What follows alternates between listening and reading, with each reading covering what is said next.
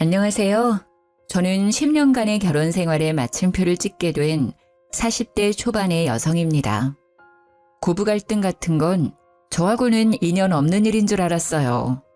저희 집도 할머니 모시고 살았으니까 제 나름대로 자신은 있었거든요. 그렇지만 저 혼자 노력한다고 해결될 일이 아니더라고요. 저와 남편의 결혼은 시작부터 삐걱거렸습니다. 그때는 그게 다 액땜하는 거라는 주변인들의 말에 고개를 끄덕이며 제가 할 수 있는 모든 걸 할 수밖에 없었죠. 결혼 때 친정도 시댁도 반대가 있었어요. 친정 부모님은 남편이 장사하는 게 마음에 안 들었고 시댁은 제가 평범한 회사원이라는 게 마음에 안 들었던 모양이에요. 제 직급이 높아서 월급은 남편보다 더 많이 벌었기에 친정엄마는 매번 저에게 더 좋은 데 시집 갈 수 있는데 왜 꼭 장사하는 사람하고 결혼하냐고 했죠. 시댁은 시댁대로 좀 더 높은 급의 며느리를 원했나 봐요. 며느리에도 급이 있다는 것도 웃기긴 하지만 일찍 돌아가신 시부의 직업이 교육자라서 그런지 며느리만은 사회적으로 높이 쳐주는 직업을 원하신 것 같더라고요. 상견례에서 시모는 합가를 조건으로 결혼을 허락하겠다고 했어요. 합가라고 해봐야 시모가 시부의 유산으로 구매한 지방의 3층짜리 작은 건물이고 2층이 시모, 1층이 카페, 3층에 저희가 들어가는 거였어요. 아래층 위층이지만 아예 같이 사는 건 아니라 저도 허락했어요. 시모가 저를 탐탁지 않게 여겼지만 처음부터 심하게 군 건 아니었어요. 고부 갈등은 시동생에게 결혼할 여자가 생기면서 시작됐죠. 저의 동서가 될 사람은 큰 병원의 간호사였습니다. 대학병원은 아니지만 중간 정도는 되는 병원이었죠. 시모는 시동생이 하는 말을 다 들어주더라고요. 매번 동서와 시동생의 요구를 다 들어주고 저와 차별하기 시작했어요. 무슨 일이 있든 동서의 일을 두둔하는 것이 저에게는 무척 큰 스트레스였죠.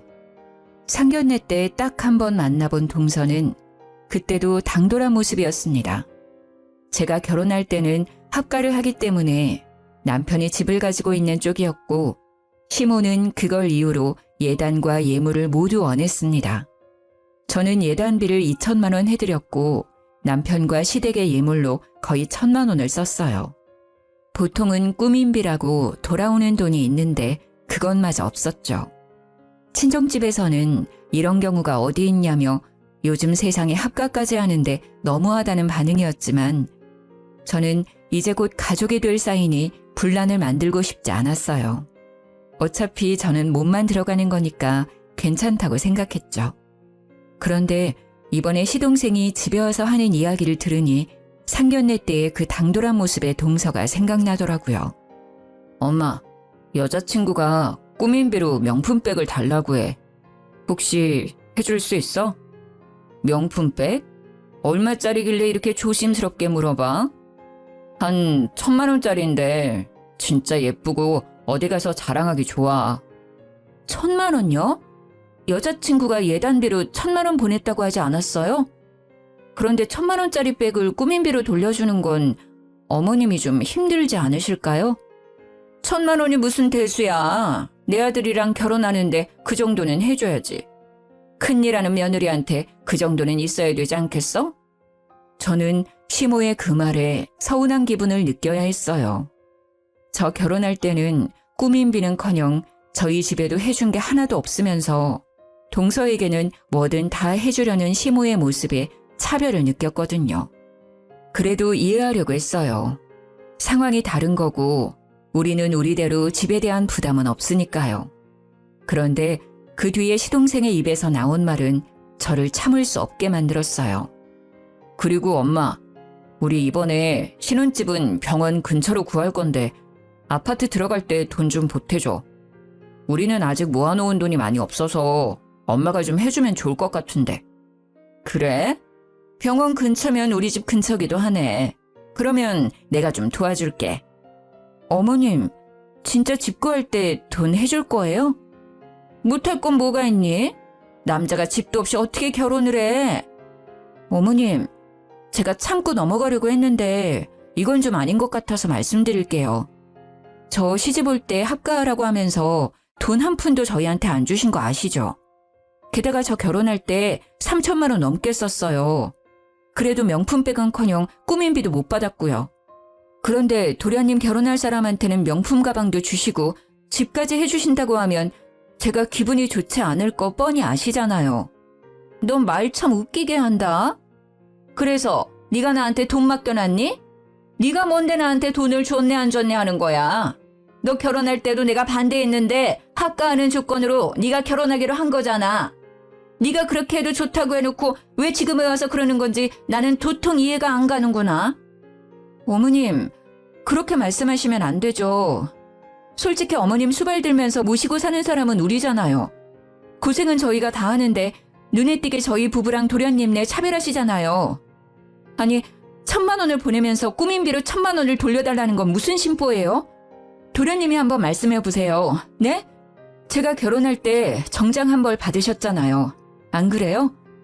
시동생은 아무런 말도 못하고 있었고 시모의 얼굴은 귀신처럼 험악해졌어요. 그래도 어쩌겠어요.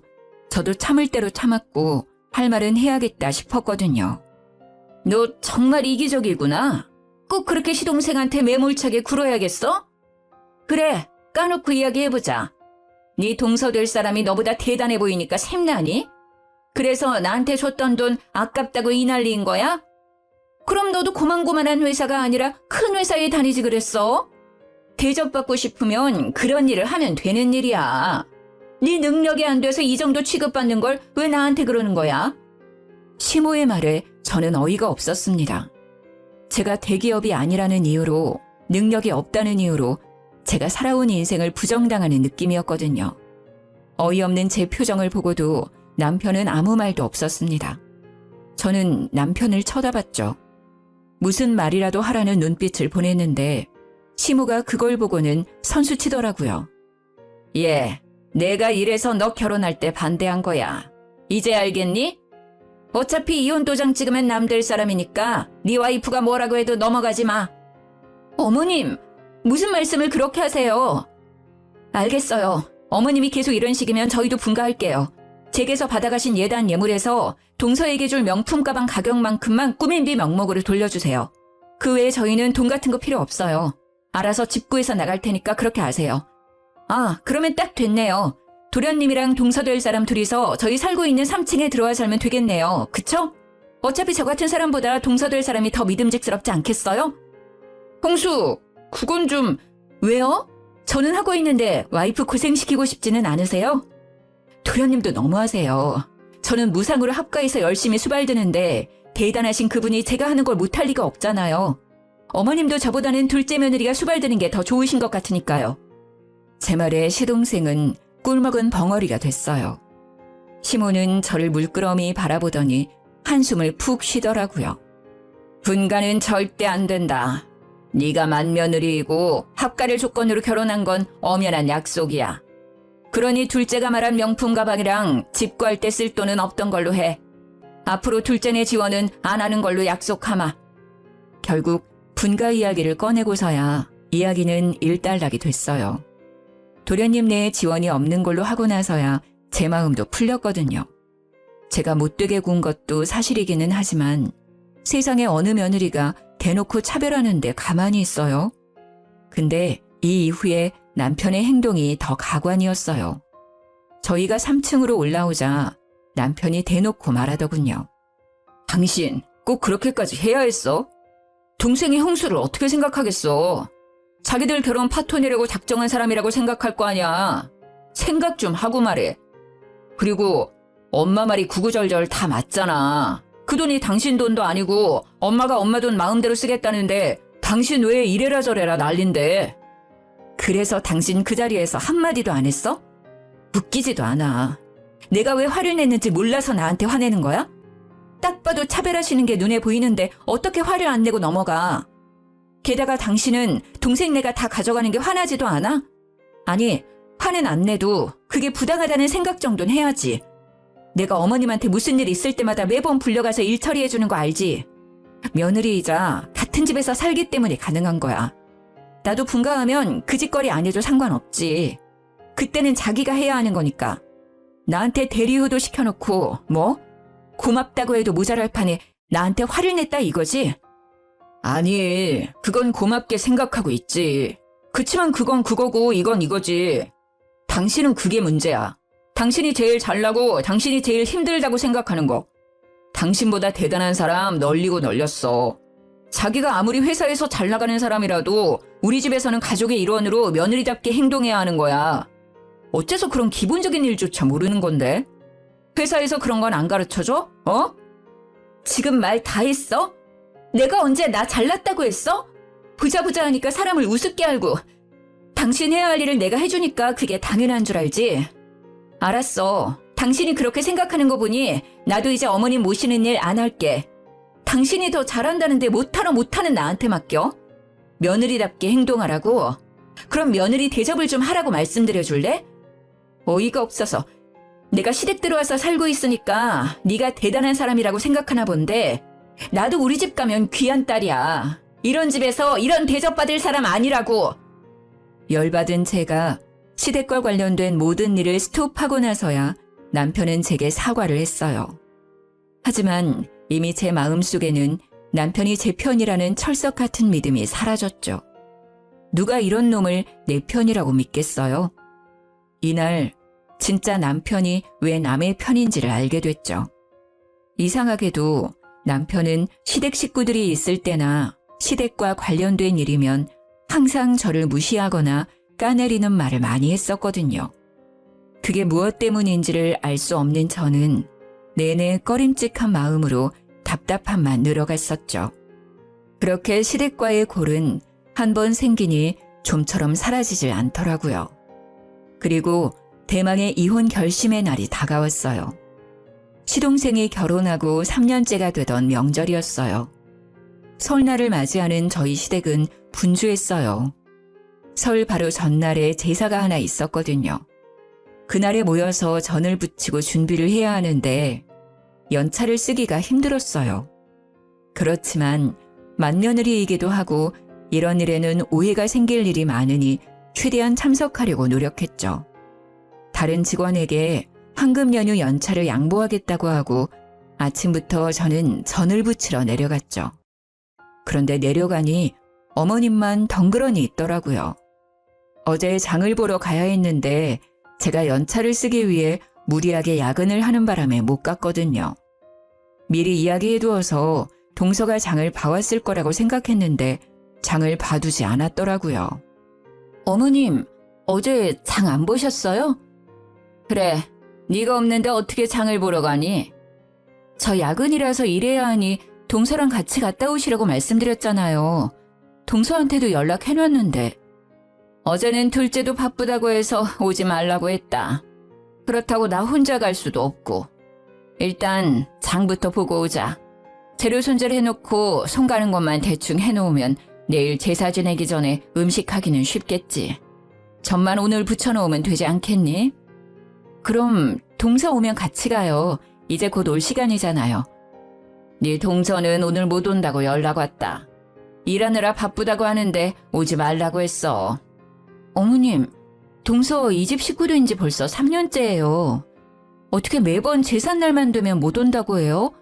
진짜로 일 있어서 못 오는 거 맞아요? 넌 꼭 말을 그런 식으로 해야겠니? 바쁘겠지. 큰 병원 간호사가 얼마나 바쁘겠어. 네가 이럴 때는 이해 좀 하고 넘어가. 괜히 트집 잡지 말고. 그럴수록 너 텃세 부리는 거로 보여. 그럼 내일은 몇 시쯤 온대요? 일 끝나면 6시니까 7시면 오겠죠? 오늘 제사 음식 끝내놓고 내일 설 명절 음식 새로 해요. 7시쯤 동서 오면 같이 준비하면 되겠네요.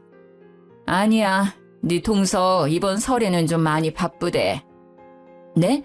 그게 무슨 말이에요? 제사랑 명절 때 네 동서 안 온다는 말이야. 아니, 병원에서 여기까지 차 타고 겨우 10분이에요. 동서네 집에서는 15분밖에 안 되고요. 저녁 먹고 잠시 와도 될 거리밖에 안 되는데 왜 못 와요? 바쁘면 그럴 수도 있지. 뭘 그렇게 화를 내. 일부러 못 온다니? 그리고 네가 있으니까 나도 맘 편하게 안 와도 된다고 했어. 고작 장 보고 전 부치는데 3사람이나 있을 필요 있어? 어머님, 그런 말씀하시면 안 되죠. 동서가 시집 오고 나서 전 한 번 붙이는 걸 못 봤어요. 매번 제사 때마다 바쁘다고 하고 명절 당일에 와서 밥만 쏙 먹고 가버리고 염치가 없는 것도 유분수지. 자기가 안 오면 다른 사람들 고생한다는 생각은 안 하는 거죠? 너 지금 너 혼자 고생한다고 나한테 뭐라 그러는 거니? 네가 맏며느리로 들어왔으면 당연히 해야 할 일이지. 손아래 사람을 보듬어줄 생각을 해야지. 매번 이렇게 흉을 보고 텃세를 부리니 둘째가 정을 못 붙이는 게야. 마음을 좀 곱게 써. 저도 바쁜데 다른 사람한테 사정하며 부탁해서 여기 온 거예요. 자기만 바쁜 게 아니라는 걸 왜 몰라요? 다 큰 성인이? 그런 일이 있으면 저한테도 전화해서 알려야 하는 거 아니에요? 그리고 정을 붙이려면 얼굴을 봐야 미운정이든 고운정이든 들 거 아니에요. 어떻게 제삿날 얼굴 한 번을 못 봐요? 그리고 제가 고생하는 거 알고 계시면서 어머님은 어떻게 동서한테 맘 편히 오지 마라는 말을 하실 수 있으세요? 그럼 어떡하니? 일을 못 뺀다는 애를 강제로 어떻게 오게 해? 정 그렇게 둘째를 오게 하고 싶으면 네가 하든지. 결국 제사 음식 준비는 제가 다 했어요. 오지 않은 동서도 얄미웠지만 그런 동서를 무조건 두둔하고 있는 시모가 더 밉더라고요. 저를 탐탁지 않게 여기는 건 알고 있었지만 이렇게 대놓고 사람을 차별하는 건 역시 화났거든요. 제 기가 죽지 않은 것만으로 다행이라고 생각할 만큼 동서에 대한 시모의 애정은 대단한 것이었거든요. 제사를 지낸 다음 날 명절 준비를 하러 내려가려는데 전화가 왔어요. 친정엄마의 번호를 보고 전화를 받았더니 엄마의 목소리가 심상치 않더라고요. 야, 너 빨리 좀 와봐라. 너희 아버지가... 아유... 말을 잇지 못하고 흐느끼기만 하는 엄마의 목소리에 저도 놀랐어요. 엄마, 무슨 일인데? 울지만 말고 이야기를 해봐. 아빠 무슨 일 있어? 네 아빠 사고 났어. 교통사고가 크게 나서 지금 수술실에 들어갔어. 지금 엄마 혼자 여기 있는데 너무 무섭고 몸이 후들거려서. 저는 눈앞이 캄캄해지는 걸 느꼈어요. 수술이라니 그만큼 큰 사고라는 걸 뜻하니까요. 게다가 흔들리는 친정엄마의 목소리가 너무 불안해 보여서 빨리 병원으로 가보기로 했어요. 엄마, 주소 좀 보내. 내가 그리로 지금 당장 갈게. 전화를 끊고 나서 저는 아직 누워서 꿈틀거리는 남편에게 말했어요. 나 잠깐 나갔다 올게. 우리 아버지 병원에 계시나 봐. 잠깐 상황 좀 보고 올 테니까. 제사는 저녁에 지내는 거고 밑준비나 전부치기는 끝내놓았으니 오전 중에 잠시 갔다 오면 될 거라는 생각으로 가볍게 말해두고 나왔어요. 친정엄마가 준 병원 주소는 하필 동서가 일하는 병원이었어요. 수술실을 물어 찾아가니 친정엄마가 그 앞에서 덜덜 떨며 수술실 문만 바라보고 있더라고요. 그 모습이 안쓰러워 다가가서 안아주었는데 엄마가 말을 제대로 못하더라고요.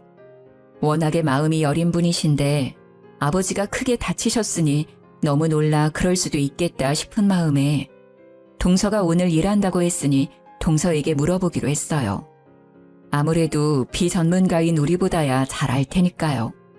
그래서 간호사들이 모여있는 간호데스크를 찾아갔어요. 저기, 안녕하세요.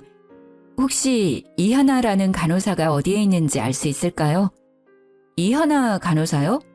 혹시 무슨 일 때문에 찾으시는지 여쭤봐도 될까요?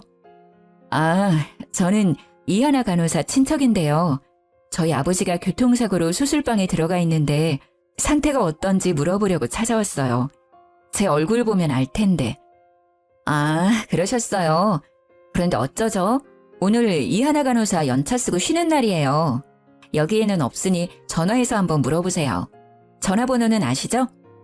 아, 네, 알고 있어요. 아, 전화부터 하면 되는 걸 저도 정신이 없어서 여기부터 찾아왔네요. 고마워요. 그렇게 말하고 돌아선 저는 찜찜한 생각에 좀처럼 자리를 뜰 수 없었어요. 오늘까지 분명히 일을 한다고 했던 동서가 연차를 쓰고 오늘 출근을 안 했다는 게 거슬렸거든요.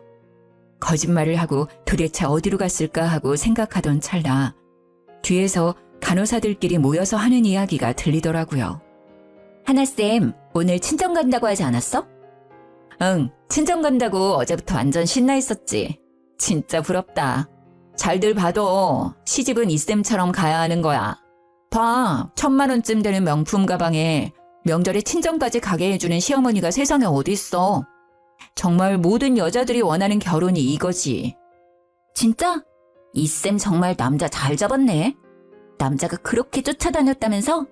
남자 집도 꽤 잘 산다고 하던데. 완전 좋겠다. 간호사들끼리 하는 그 이야기를 옆에서 듣고 있던 저는 순식간에 화가 머리 끝까지 오르는 것이 느껴졌어요. 저한테 모든 일을 맡기고 연차 쓰고 친정 간 동서도 사주지 않겠다고 했던 명품백을 사준 시모도 시댁 식구들 일이라면 제 탓부터 하고 보는 남편도 모든 게 진절머리가 나더라고요. 싹 다 갈아엎어버리고 싶을 만큼요. 열이 받아 어떻게 이 인간들에게 복수할까 하고 생각하는 찰나 시모에게서 전화가 왔더라고요. 얘, 너 오늘 제삿날인 거 모르니?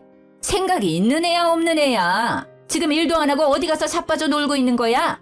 빨리 집으로 와서 제사 음식 마저 만들어. 어머님, 친정아버지 교통사고 나서 지금 병원 와 있어요. 지금 수술 들어가셔서 상황 보고 갈게요. 어차피 수술 들어가면 수술하는데 시간 걸리잖아. 그 시간에 집에 와서 음식 해놓고 가. 그리고 사부인이 거기 계실 텐데 너는 왜 갔어? 사부인이 다 알아서 하실 테니까 너는 거기서 농땡이 피울 생각하지 말고 제사상이나 차리러 와.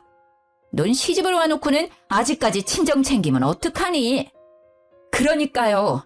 시집을 온 주제에 제삿날이며 명절날에 꼭 친정에 가는 동서한테도 그 이야기 들려주세요. 뭐? 무슨 소리 하는 거야?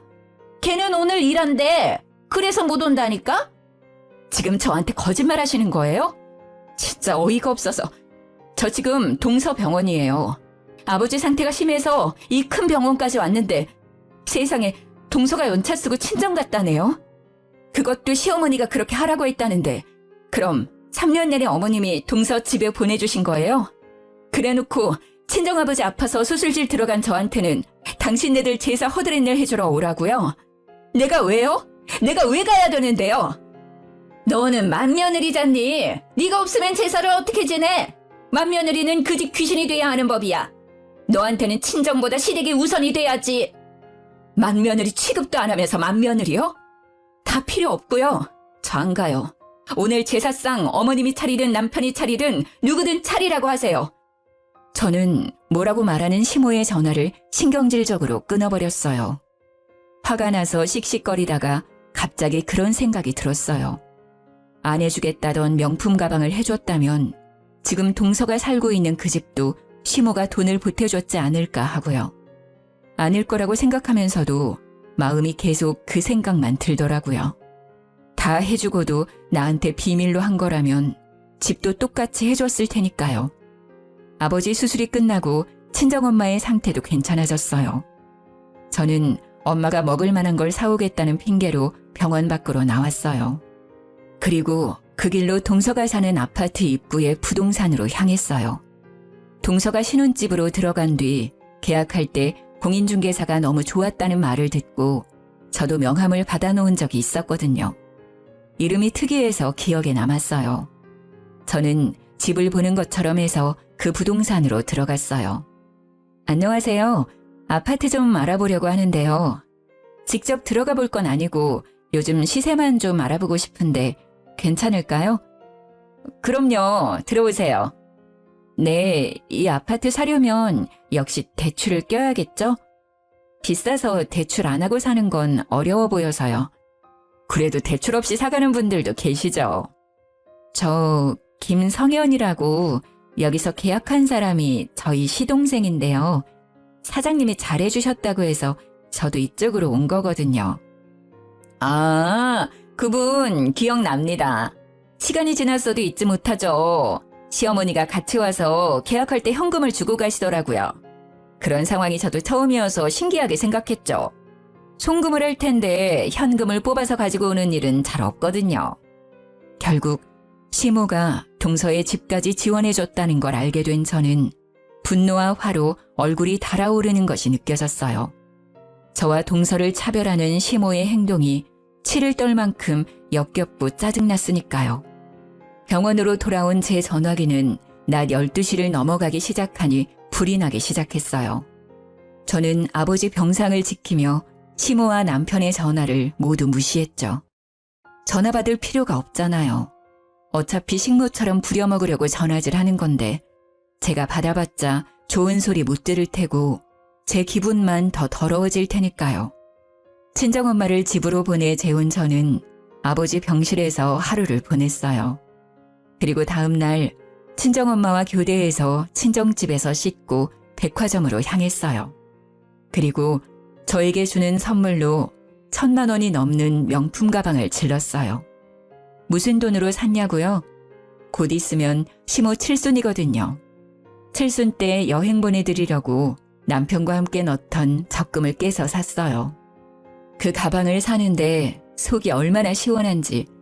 평소 같으면 그렇게 비싼 가방 어디 필요하냐고 했겠지만 그날은 정말 가슴에 응어리가 확 씻겨져 내려가더라고요. 그리고 그 가방을 메고 시댁으로 향했어요. 언제까지고 무시할 수는 없죠. 가서 직접 제 생각을 말해드리는 게 당연하다는 생각이 들었어요.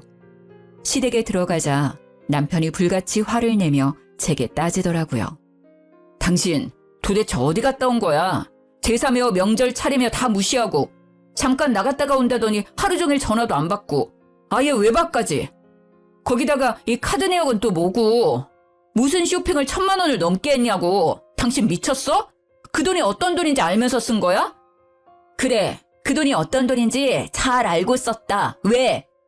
당당한 제 모습에 남편은 당황한 건지 기가 찬 건지 말을 못 하더라고요. 시어머니 칠순 때 여행 보내드리려고 모은 통장이잖아.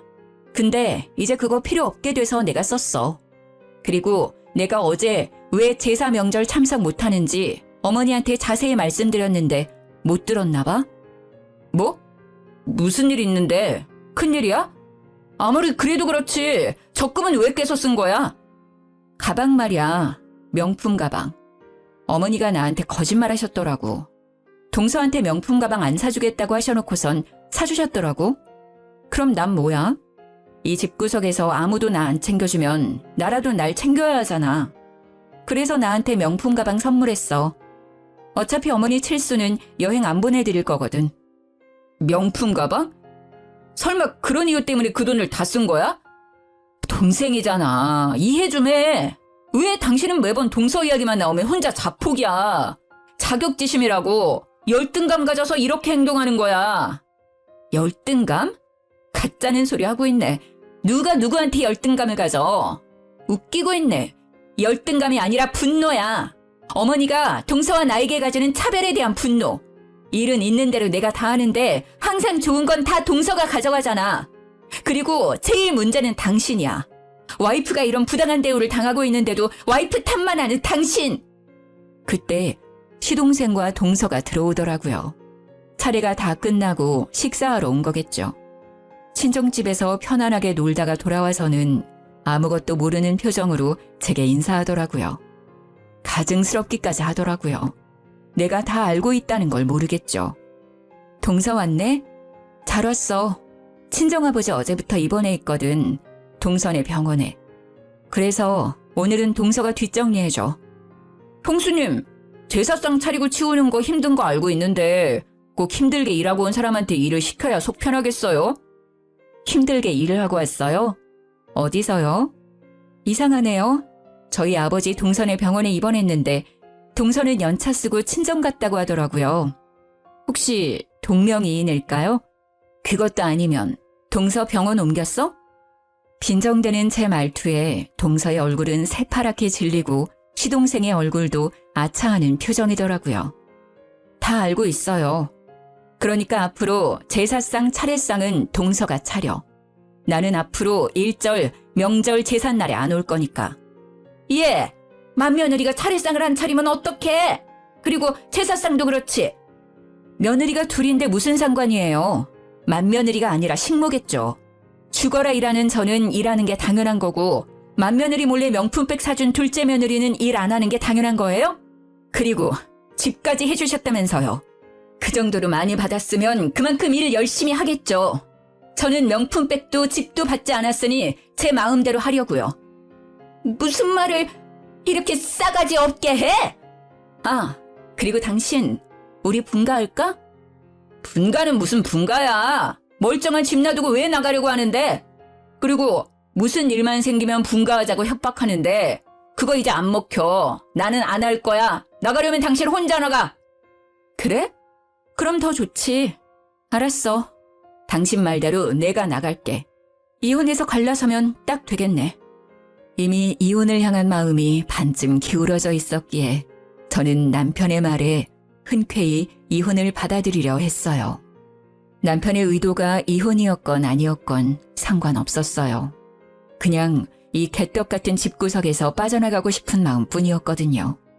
어차피 저야 월급도 빵빵하고 직급도 높아서 남편보다 더 잘 벌고 있었거든요. 그리고 결혼할 때 사둔 땅값도 꽤 많이 올라서 조만간 팔 생각이었거든요. 그 땅값이면 저랑 딸 둘이 살 집 정도는 충분히 마련할 수 있거든요. 이혼이라는 말에 남편의 낯빛이 싹 바뀌더라고요. 뭐 이해해요. 이혼까지 생각한 건 아니었을 거예요. 그런데 홧김에한 이야기라도 뱉으면 담을 수 없는 거 아니겠어요? 여보, 잠깐만. 내가 언제 헤어지자고 했어? 그냥 잠시 별거 정도로 생각하고 한 말이야. 갑자기 왜 이혼이라는 말이 나온 거야? 다 필요 없고 그냥 이혼해. 당신 나랑 같이 있고 싶지 않다며. 싫은데 왜 같이 있어? 그냥 헤어지는 게 깔끔하고 좋지. 그러니까 내가 이혼하고 나가줄게. 그럼 됐지? 갑작스런 저의 이혼 선언에 모두들 혼란스러워 보였습니다. 특히 동서의 얼굴이 멍하더라고요. 저는 콕 집어 동서에게 친절하게 말해줬어요. 나 이혼하면 동서가 3층에 들어와서 살면 되겠네. 딱 좋겠어. 어머니도 동서 그렇게 좋아하는데 얼마나 잘해주시겠어. 어머니도 능력 있는 동서가 봐주시는 게 좋잖아요. 안 그래요? 여보, 제발 그런 말 하지 마. 당신이 왜 나가? 이렇게 한번 싸운 걸로 이혼 이야기 나오는 건 좀 너무한 거 아니야? 일단 진정하고 마음을 가라앉힌 뒤에 다시 이야기해보자. 한 번 싸운 거라고. 당신이 매번 시댁 식구들 앞에서 낚아내리는 거 참는 것도 이제는 한계야. 막말로 내가 당신보다 돈 더 잘 버는 것도 사실이고 당신보다 능력 좋은 것도 사실이잖아. 그러니까 애는 내가 데려갈게. 어차피 당신이 데려가봐야 친권 양육권 뺏길걸? 아니, 이게 다 무슨 소리야? 네가 우리 아들보다 돈을 어떻게 더 많이 벌어? 네가 무슨 능력이 돼서 우리 손녀딸을 데려간단 말이야? 어머니, 좀 그만하세요. 이 사람 회사는 중소기업이라도 직급이 높아요. 월급이 제 한 달 버는 돈에 배가 넘는다고요. 가지고 있던 재산도 저보다 더 많고요. 남편의 말에 시몬은 깜짝 놀라며 제 얼굴을 쳐다보더라고요. 이제껏 급이 낮다고 생각했던 며느리가 생각보다 큰 돈을 버는 사람이라는 걸 알게 돼서 놀라신 것 같았지만 이제는 저하고 상관없는 이야기죠. 이혼 선언 후 3층으로 올라가자 남편이 쫓아와서는 제 손목을 붙잡고는 애원하더라고요. 나는 절대로 이혼 못해줘. 왜 당신이랑 나랑 헤어지는 건데? 어머니가 저러는 거 하루 이틀 일도 아니고. 동생네는 내가 앞으로 단속 잘할게. 이혼 이야기 꺼내지도 마. 나 진짜 궁금해서 그러는데 당신 왜 시댁 식구들이랑 있으면 나를 그렇게 모자란 사람처럼 만들었어? 이상하게 나만 못 살게 군 이유가 뭐야? 그건 자기가 너무 잘 나가니까. 내가 밖에서는 항상 당신 들러리 같은 존재라 집에서만큼은 주인이고 싶었다고. 남편의 말에 비웃음도 나오지 않았어요. 들러리 같은 존재. 자신의 자격지심으로 이제껏 저를 괴롭히고 고부 갈등에도 아무런 방어를 해주지 않았다는 게 괘씸하고 열받았지만 이것도 이제는 끝인 거죠. 그래, 마누라 까내리고 얻은 그 자존감 오늘까지겠네. 당신이 그러지만 않았어도 내가 버는 돈은 다 자기 거였어. 넌 줄 한 번 잘못 써는 바람에 다 날아가게 생긴 거라고. 다 됐고 어머니랑 살면서 우리 애한테 줄 양육비나 까먹지 말고 잘 챙겨. 내가 당신보다 잘 산다 해도 양육비는 내가 아니라 당신이 딸한테 보내는 거니까. 그 정도 아빠 노릇은 잘할 거라고 생각할게. 망연자실한 표정의 남편에게 저는 마지막 한 방을 때려줬어요. 그리고 내가 시어머니랑 동서 때문에 자기랑 이혼하는 거라고 착각하는 것 같은데 아니야. 내가 이혼을 택한 이유 중에 50%는 당신 때문이거든? 힘들 때 도와주기는커녕 내 탓으로 돌리고 당신 위해서 한 일들을 욕심 많은 여자로 치부한 당신 탓. 저는 애를 데리고 그날부로 친정으로 돌아왔어요. 제 명의의 땅을 팔아서 소형 아파트를 샀고 친정 근처에 집을 사서 육아도 친정 부모님과 같이 하고 있어요. 그 뒤로 남편과는 이혼 이야기가 아니면 연락을 끊고 살았어요. 그러다가 한번 시모를 만난 적이 있었어요. 이혼 후 첫 추석 연휴 때 백화점에서 마주쳤죠. 저는 딸이랑 친정엄마 모시고 백화점에서 쇼핑을 하고 있었어요. 아버지 일로 고생한 엄마에게 옷 한 벌 사드리려고요. 집에서 쉬고 계신 아버지가 좋아하는 디저트를 사러 식품관에 갔다가 시모를 딱 마주쳤어요. 그 얄미운 얼굴을 보니 생각이 나더라고요. 시모의 생일이 추석 연휴 근처였거든요. 안녕하셨어요? 장 보러 오셨나 봐요? 오늘이 생신이셨죠? 전 시모는 갑자기 제가 말을 걸자 당황한 듯 보였어요. 그래, 오랜만이구나. 아직도 내 생일을 잊어버리지 않았네? 그렇죠. 같이 산 세월이 있는데 그렇게 쉽게 잊을 리 있겠어요? 동서는 같이 안 온 걸 보니 여전히 바쁜 모양이에요. 혼자서 장 보시는 거 싫어하시면서. 동서 이야기에 시모의 얼굴이 싹 굳어지더니 그렇게 귀해하던 동서의 욕을 하기 시작하더라고요. 그년 이야기는 꺼내지 마라.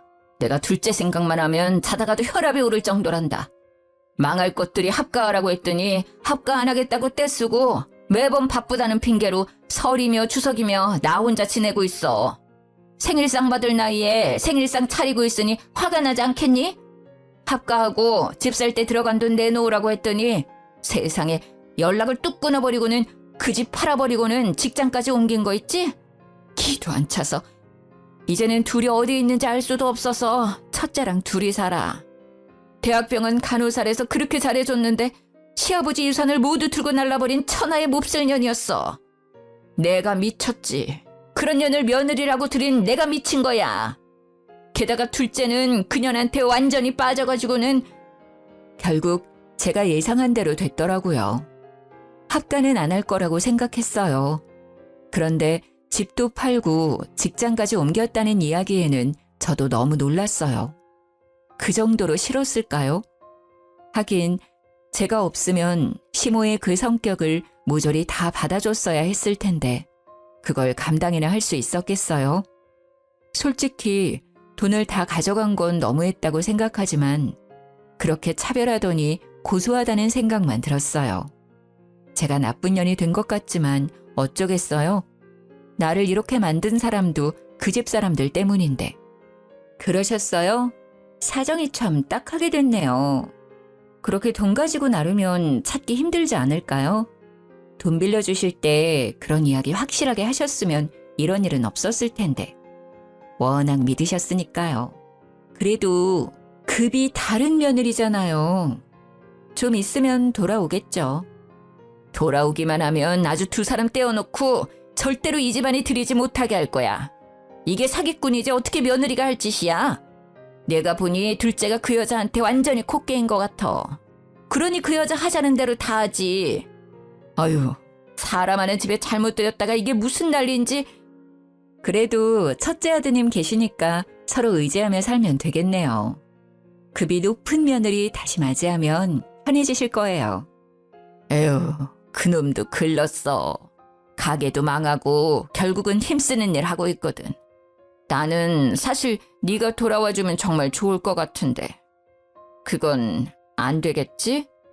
확실히 네가 일도 잘하고 얼마나 나를 잘 받들었니. 그때 생각하면 진짜 지금은 아휴. 여전히 반성은커녕 본인 생각만 하고 있는 모습에 저는 소름이 끼칠 것 같았어요. 다시 돌아오라는 말은 와서 일하라는 것과 뭐가 다르죠? 여전히 며느리를 식모쯤으로 생각하는 그 시모의 태도가 참으로 화가 났어요. 그렇지만 화낼 필요는 없잖아요. 어차피 저와는 이제 남이고 두 번 다시 만날 일 없으니까요. 그러게 있는 며느리한테 잘하셨으면 생일에 밥 한 끼 못 얻어 드시지는 않았을 텐데 안타깝게 되셨어요. 좋은 며느리 찾을 수 있길 바랄게요. 단칼에 거절하는 제 모습에 희망이 보이지 않았는지 전 시모는 다시 동서의 욕을 하더라고요. 내가 그 망할 년 때문에 다 잃은 거 생각하면 딱히 둘째 며느리 때문에 모든 걸 잃은 건 아니지만 전 시모는 여전히 그렇게 생각하고 있더라고요. 그렇게 만든 건 본인 스스로였음에도 여전히 남 탓하는 모양새가 참 보기 웃겼어요. 살펴가세요. 저희도 이제 곧 가봐야 하거든요. 아버지 좋아하는 디저트 사고 엄마 옷 한 벌 사드리러 나온 거라서요. 그럼.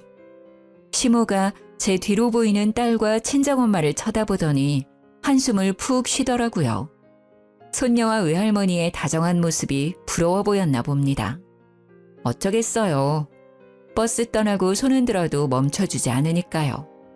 일하며 오가는 길에 자주 보던 전 남편 가게는 폐업 신고되어 이제는 다른 가게가 되어 있더라고요. 나중에 이야기 들어보니 장사가 잘 안 돼서 접고 지금은 힘쓰는 일 하고 있다고 하더라고요. 그래도 양육비 꼬박꼬박 보내주는 건 참 다행이죠. 고부 갈등과 남편의 자격지심으로 이혼한 저에게 재혼은 솔직히 꿈도 꾸지 못할 이야기였는데 최근에는 재혼을 앞두고 있어요. 그 집은 제사도 없고 며느리 될 사람도 저 하나뿐이라 부담스럽지도 않고요. 시모들 뿐이 도시 사람이라서 그런지 며느리에게 기댈 생각도 하지 않고 어떻게든 아들 내외에게 더 해줄 것만 생각하시는 그런 좋은 분이세요. 재혼 상태도 저와 아이를 많이 아껴주고요. 그런 모습 덕분에 저도 재혼을 선택하게 됐어요. 좋은 소식을 앞두고 이렇게 글을 쓰게 되어 저도 기분이 좋네요. 일단 힘든 일들을 모두 떨쳐냈다는 홀가분함이 제일 큰 것 같아요. 고부 갈등의 아픔을 딛고 새롭게 시작할 저를 응원해주세요. 긴 글 읽어주셔서 감사합니다. 모두들 행복한 날 보내세요.